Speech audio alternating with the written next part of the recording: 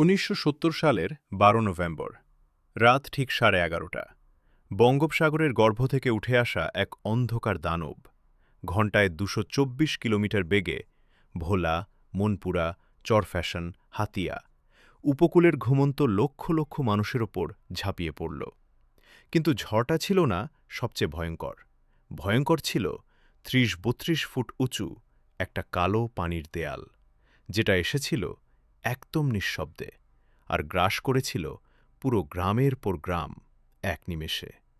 যারা বেঁচে ছিল তারা বলে, আমি শুধু শুনতে পেয়েছিলাম একটা গভীর গর্জন, তারপর চারদিকে শুধু পানি আর চিৎকার।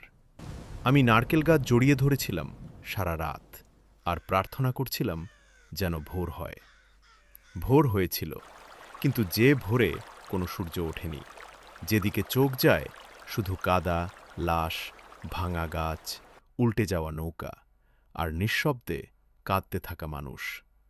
মনপুরা দ্বীপে ২০,০০০ মানুষ ছিল। পরদিন বেঁচে ছিল মাত্র ২০০ জন। সরকারি হিসাবে মৃত্যু ৩ লাখ। রেডক্রস বলেছিল ৫ লাখের বেশি। কেউ কেউ বলে, সত্যিই কেউ জানে না কতজন হারিয়ে গিয়েছিল সেই রাতে। আর তবু যে বেদনা সবচেয়ে গভীরে বিঁধেছিল সেটা ছিল না প্রকৃতির নিষ্ঠুরতা, সেটা ছিল রাষ্ট্রের উদাসীনতা। প্রেসিডেন্ট ইয়াহিয়া খান এসেছিলেন ঝড়ের ৬ দিন পর, মাত্র কয়েক ঘণ্টার জন্য। তিনি বলেছিলেন, এটা এত বড় বিপর্যয় নয়।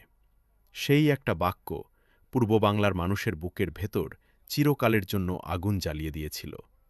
৪ মাস পর ১৯৭১ সালের মার্চে যখন গর্জে উঠল জয় বাংলা, তখন অনেকের গলাতেই ছিল সেই রাতের কান্না আর সেই অবহেলার প্রতিশোধ। আজ ৫০ বছরেরও বেশি পর যখন আমপান কিংবা ইয়াস আসে, তখন আর লাখ লাখ মানুষ মরে না। মরে কয়েকজন, বড়জোর কয়েক ডজন। কারণ আমরা শিখেছি। ৪,০০০-এর বেশি সাইক্লোন শেল্টার, লাখ লাখ প্রশিক্ষিত স্বেচ্ছাসেবক, আগাম সতর্কতা আর একটা জেদ যে আর কোনো মা-বাবা হারাবে না তাদের সন্তানকে, শুধুমাত্র কারণ কেউ তাদের কথা ভাবেনি। প্রতি নভেম্বরে উপকূলের মানুষ নদীর জলে ভাসায় হাজার হাজার প্রদীপ।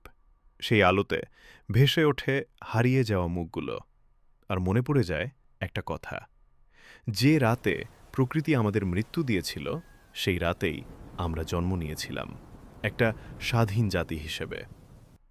ভোলার ঘূর্ণিঝড় শুধু একটা দুর্যোগ ছিল না, এটা ছিল আমাদের জাগরণের প্রথম গর্জন।